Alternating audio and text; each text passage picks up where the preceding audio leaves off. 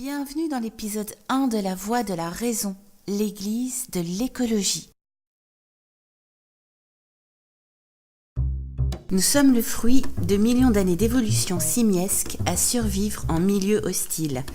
Nous les humains sommes programmés pour avoir peur. Bon, ça n'a pas l'air glorieux comme ça, mais avoir peur nous a permis de prospérer sur Terre, parce que quand on a peur, on est prudent et on évite le danger. Le problème, c'est que ce qui nous a permis hier d'échapper au danger et aux prédateurs est devenu aujourd'hui un de nos principaux ennemis, car notre cerveau ancestral a évolué moins vite que notre environnement technologique. L'humain étant fondamentalement prudent, mais surtout conscient de son inéluctabilité, il est facile de nous vendre à travers nos faiblesses primaires n'importe quoi.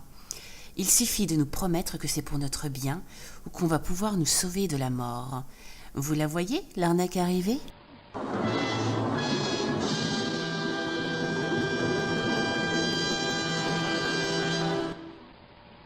On est littéralement bombardé chaque jour de messages alarmistes.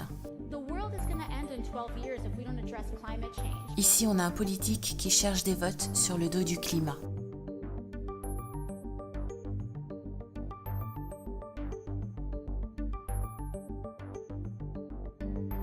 Ici, c'est parce qu'on est trop débile, apparemment. La situation actuelle est intenable. Une croissance exponentielle dans un monde fini ne peut pas durer éternellement. Bon, là, dans 2 secondes, la Terre explose, c'est clair. C'est à un peu de notre liberté, à un peu de notre confort, mais c'est finalement pour avoir la possibilité de continuer à jouir d'une planète habitable. Ah, là, ça devient intéressant. Au nom de l'écologie, on va nous restreindre nos libertés. Je sais pas vous, mais moi, j'adore qu'on restreigne mes libertés. Around 36,000 people took to the streets Saturday in Paris. Activists call it the March of the Century. Aujourd'hui, concrètement, quelles sont les préoccupations écologistes ? La pollution, le dérèglement climatique, les pesticides, les OGM. Non mais, regardez-moi un peu ces débiles. Tout ça pour sécher un jour de cours. Quand on les écoute, tous ces mots sont des mots du monde occidental. Le monde occidental que les écolos critiquent en toute sécurité et le ventre plein parce que c'est une civilisation avancée qui leur permet de manger à leur faim. Tout ça pour aller se plaindre du capitalisme et des baskets posées sous une table au McDo. Par contre, les pays pauvres qui eux auraient bien besoin des OGM, ils peuvent se brosser.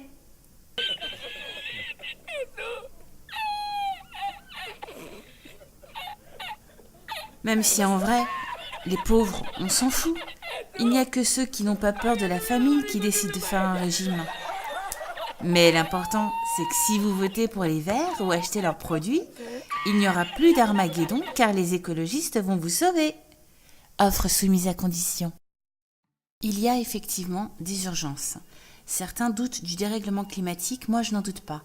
Mais les solutions proposées par les écolos comme les énergies alternatives ou la peur des technologies agricoles telles que les pesticides et les OGM sont tellement régressives et contraires à leur propre but qu'on pourrait se demander s'ils ont vraiment envie de changer quelque chose ou si ce n'est juste que l'expression des peurs de la modernité et de l'ignorance.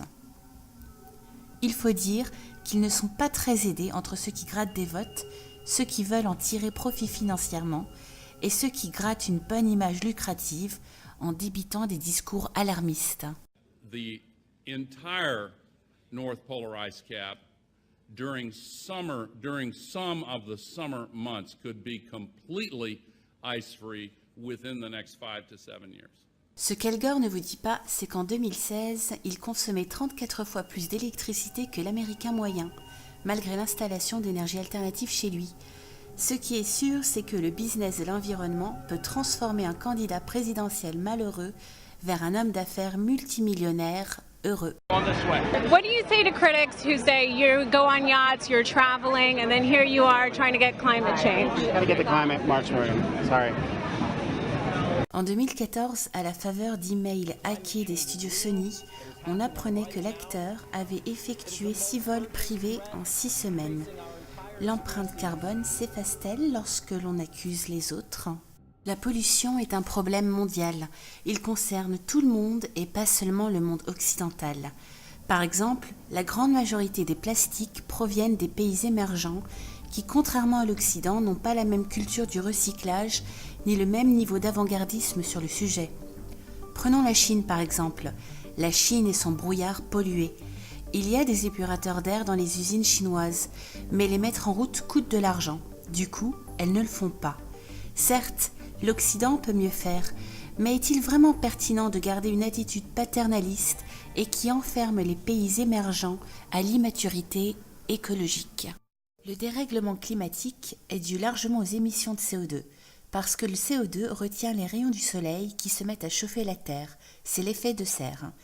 Le charbon, par exemple, rejette beaucoup de CO2 et les transports routiers sont le secteur le plus polluant. Forcer les gens comme en France à se mettre à l'électrique coûte l'argent de la transition, une somme soudaine et importante que les ménages français n'avaient pas pris en compte. Et c'est pas fini. Produire de l'énergie produit du CO2. L'éolien, le solaire sont des énergies soumises à la nature. Pas de soleil, pas de vent, pas d'énergie. En plus, pour avoir un peu d'énergie, il faut beaucoup de terrain. Et pour pallier aux jours de pluie et aux jours sans vent, il faut construire très chèrement des aires de stockage électrique. Et comment compense-t-on un creux énergétique? En activant du charbon, qui produit du CO2. Ou alors on peut faire comme le Danemark, qui a 43% d'énergie venant de l'éolien, et qui du coup est obligé d'acheter à prix d'or son énergie. Et c'est pas fini. Les éoliennes brassent du vent, mais elles brassent aussi beaucoup d'argent. Ça rapporte, et puis c'est à la mode. 6 millions d'euros à peu près par an. C'était de l'argent qui tombait du ciel, puis c'est tout. Lobbying, conflit d'intérêts. En mettant de l'argent comme ça, personne ne dit rien. Dans les villages, la colère gronde. Quand on dit non, c'est tout. Le fait qu'on puisse faire du fric me scandalise, mais en même temps ne m'étonne pas. Enquête inédite sur un écolo-business. Les composants du renouvelable ont un mauvais bilan carbone. Les terres rares qui rentrent dans la composition des éoliennes sont en termes de gestion environnementale et de main-d'œuvre catastrophiques. La malédiction, c'est pas pour nous, c'est pas pour les Français qui habitons dans des villes où le ciel reste bleu parce que nous utilisons des voitures électriques. En réalité, la pollution, en fait, elle est délocalisée dans ces pays-là, là où en fait on extrait les métaux dans des conditions absolument dantesques. Et c'est pas fini. Le coût des énergies alternatives est faramineux. La Cour des comptes pointe la gabegie des énergies renouvelables. Le secteur engloutit des milliards d'euros de subventions pour un rendement minable. Et les subventions sont en augmentation constante.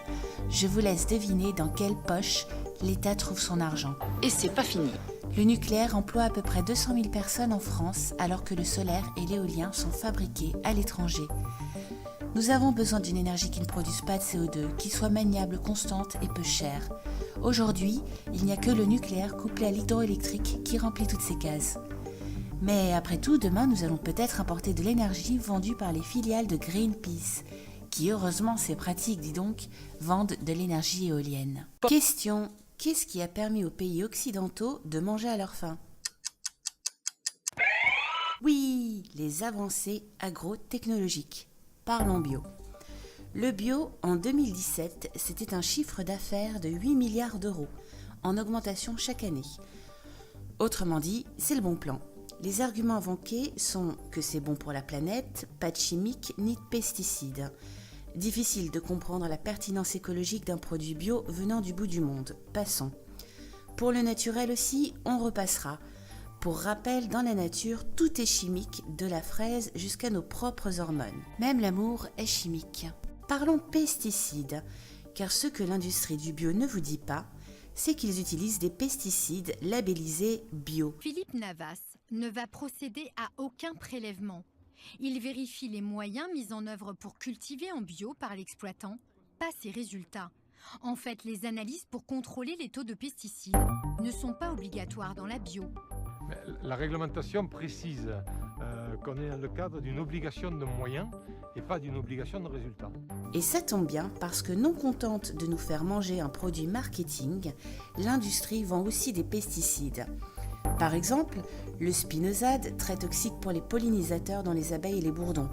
Le tourteau de ricin, autorisé en agriculture biologique et dont 6 à 8 graines peuvent tuer un adulte, une graine un chien ou 3 un enfant. Ou la roténone, facteur de la maladie de Parkinson, ou encore la bouillie bordelaise, produit à base de cuivre, toxique pour les animaux aquatiques et les humains. Heureusement, pour éviter d'en parler, l'industrie du bio a le glyphosate, dont l'utilisation correcte ne représente pas de risque. Pour cela, le coup de génie part de Génération Future, une ONG financée entre autres par Biocop. Biocop, c'est en 2017 un chiffre d'affaires d'1 milliard d'euros. Génération Future et le bio-business, la fabrique de la peur en 3 actes. Acte 1. Génération Future, partenaire du bio-business. Dès 2006, Génération Future et son patron François Veillerette démarchent les entreprises du secteur bio, déclarant « Soutenir notre travail d'information sur les dangers de pesticides et sur l'importance de manger bio, c'est permettre de développer le secteur de la bio. » Et ça marche. L'association est aujourd'hui fortement subventionnée par les entreprises, toutes membres du SINABio, le syndicat du bio-business, comme Biocop, Léa Nature, Equibio, Botanique, Ebiorg et Bonne Terre. Mieux encore, Maria Pelletier, membre du conseil d'administration du SINABio, est devenue la présidente de Génération Future. Acte 2. La fabrique de la peur à plein régime. Fort du soutien du bio-business, Génération Future mène des campagnes anxiogènes sur les pesticides. Elle sort très régulièrement des rapports affolants sur la présence de résidus de pesticides dans les aliments, en omettant soigneusement de dire qu'il s'agit de quantités infinitésimales sans aucun danger pour la santé. Elle organise aussi chaque année la Semaine sans pesticides, afin d'entretenir un bruit de fond contre les produits phytosanitaires. Et ça marche. En 2016, à force de matraquage alarmiste sur l'alimentation, 79% des Français jugent probable le risque que les aliments nuisent à leur santé. Acte 3. Consommer bio. Une fois les consommateurs bien alarmés par la propagande de Génération Future, l'association les rassure et donne sa solution. Consommer bio. En omettant soigneusement de dire que l'agriculture bio utilise elle aussi des pesticides. Et ça marche. 69% des Français consomment des produits bio pensant qu'ils sont meilleurs pour la santé. Le marché du bio est en pleine croissance, affichant un chiffre d'affaires de plus de 8 milliards d'euros en 2017, avec une progression de 300% en 10 ans. Épilogue. Génération Future et les entreprises du bio-business se congratulent mutuellement. Biocop félicitant par exemple son partenaire Génération Future de ses campagnes anti-pesticides et Génération Future célébrant le boom du bio. Tout ça sur le dos des consommateurs qui payent plus cher des produits qui ne sont pas meilleurs pour la santé et aussi sur le dos des agriculteurs stigmatisés comme étant des empoisonneurs. Alors que l'on n'a jamais eu en France une production agricole d'aussi bonne qualité. En tout cas, François Veillerette, le patron de Génération Future, ne mord pas la main de celui qu'il nourrit. Un merci chaleureux à Claude Gruffat, le président de Biocop, pour son soutien franc, continu et sincère au coquelicot. Tout ceci pourrait presque faire rire si on oubliait le fait que l'utilité des pesticides bio est discutable.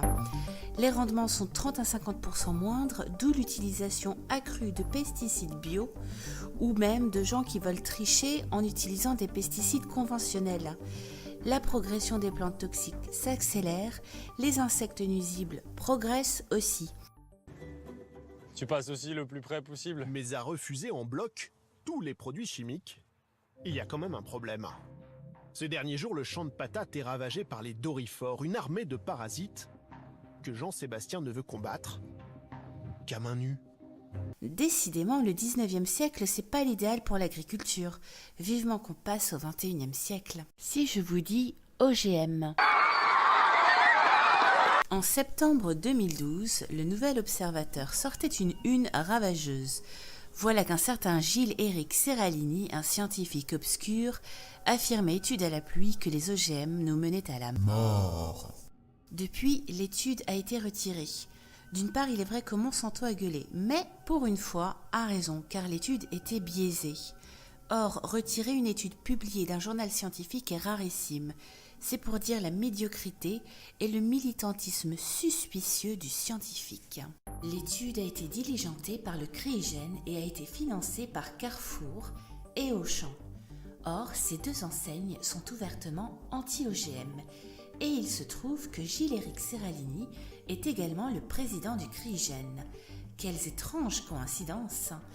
De là à croire que l'étude était plus une commande à charge que de la recherche, je vous laisse faire le pas. Les détracteurs des OGM pensent que ce qui est naturel est bon. Grande nouvelle, les champignons vénéneux sont 100% bio et 100% mortels, comme le mercure, le cyanure ou la toxine botulique. Comme si les êtres humains ne jouaient pas sur l'ADN de ceux qui les entourent. Il n'y a qu'à regarder votre maïs ou votre chihuahua pour s'en rendre compte. Les OGM ont des avantages. Ils sont résistants aux insectes et donc nécessitent moins de pesticides. Ils peuvent être enrichis en fer, en bêta-carotène, en acides gras. Ils sont également utilisés pour améliorer des médicaments. Ils vont permettre dans le futur de synthétiser des substances vaccinantes. Ils permettent de produire plus sur moins de terre. Imaginez l'intérêt de ces plantes pour les pays du tiers-monde. Eh ben non! Les écolos n'en veulent pas. Les Africains peuvent donc continuer à crever de faim tranquillou. Elle est pas belle, la vie? That's all, folks. Au mieux, les écologistes ne connaissent pas leur sujet, ce qui est plutôt grave, et sont aveuglés par des peurs sans logique. Au pire, leur vrai but n'est qu'un petit papier dans une urne. Avez-vous confiance dans des gens qui ne connaissent pas leur sujet, mais qui vont faire des lois dessus? Pourquoi avoir peur du progrès? Sommes-nous encore des singes apeurés par le feu? Parce que l'écologie engendre énormément d'argent, et en son nom, vous allez en donner de plus en plus. Au nom de l'écologie, on va vous taxer plus, mais on va aussi polluer plus.